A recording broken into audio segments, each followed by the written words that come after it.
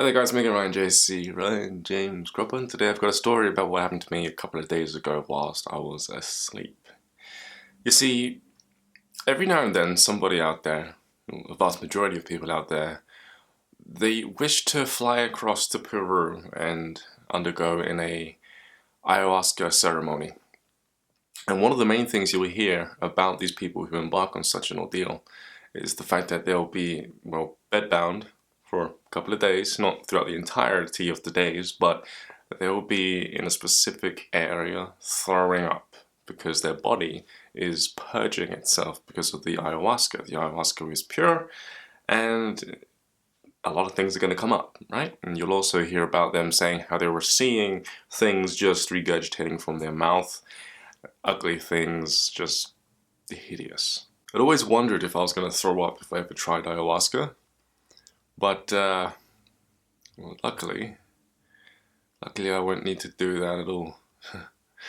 I've been meditating a lot recently, and I've been dealing with the subconscious mind in dream states. And I noticed something quite off whilst undergoing this simulatory experience of my mind. I noticed that there were thoughts within my space that didn't belong to me. The first one came about when I was looking in the mirror. I felt this pain like literally in my jaw and into my neck, and I pulled out my tooth and there was a big black rod inside my mouth. And when I looked at this rod, I could feel the intent behind it. Because they're thought forms, they're basically little cultivations of intentions from other people. And the one that was inside my jaw was from the majority of, well, it was from a main person, to be more precise, out there. I've never met them before, but I could feel their intent and they didn't like me. So it was kind of like a curse. Yeah, kind of like a curse. But I found it, I yanked it out of my mouth, and new teeth grew back. Okay? Now a lot of people may be thinking, Ryan, this could just be a dream about your teeth falling out. I've had those, but trust me, okay? This was a thought form. I could feel it. I was still lucid within this realm. I was in complete control as to where these thoughts were coming from. And what really put all of this in perspective was the fact that I underwent an experience within this dream realm, which then triggered hordes and just disgusting amounts of worms to come up out of my mouth. Okay, these worms were, you know when you make spaghetti bolognese in that big bowl and you're stirring it around and you're lifting it all up? Imagine all of that coming out of your mouth. They didn't have heads, they didn't have tails, like I said, it looked more like spaghetti. But imagine if they were colourful, like pale pinks, pale blues, and pale purples, all coming out of my mouth. So I start pulling it out, right? And it's just filling up my throat and my mouth. I start putting in my hand to reach down my throat to get it all out, but I couldn't do all of it in time, and I ended up blacking out a little bit out of that dream experience, dreamscape experience. And as I came out of that dreamscape experience, I noticed I was convulsing in my bed. Okay? Now, before that experience had taken place, I'd become very well versed with moving energy throughout my body. A lot of energy.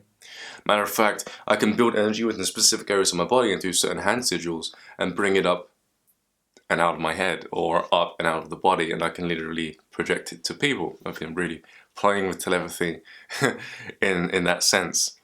So as I'm convulsing in my bed after just blacking out, throwing up all these worms, I notice that all of this energy comes up within my abdomen and out of my mouth. Okay? Now I cannot see vomit coming out of my mouth whilst I'm in my bed. I can feel a lot of consciousness coming out of my body.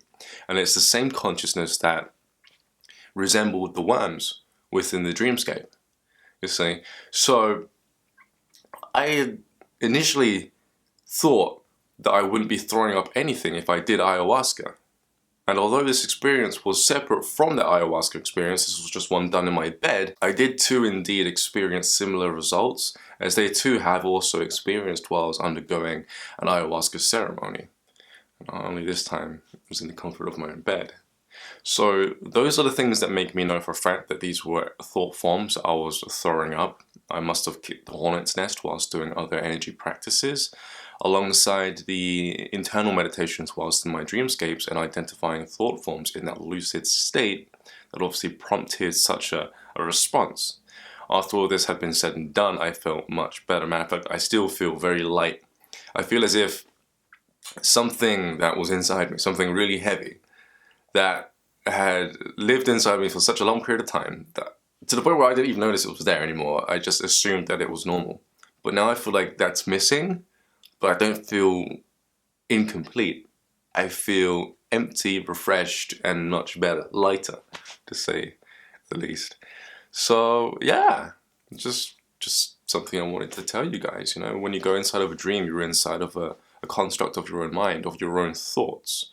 But sometimes, if you're aware enough and if you've done the right things beforehand, you can actually start seeing other thoughts within your dreamscape which shouldn't be there because they just don't belong to you.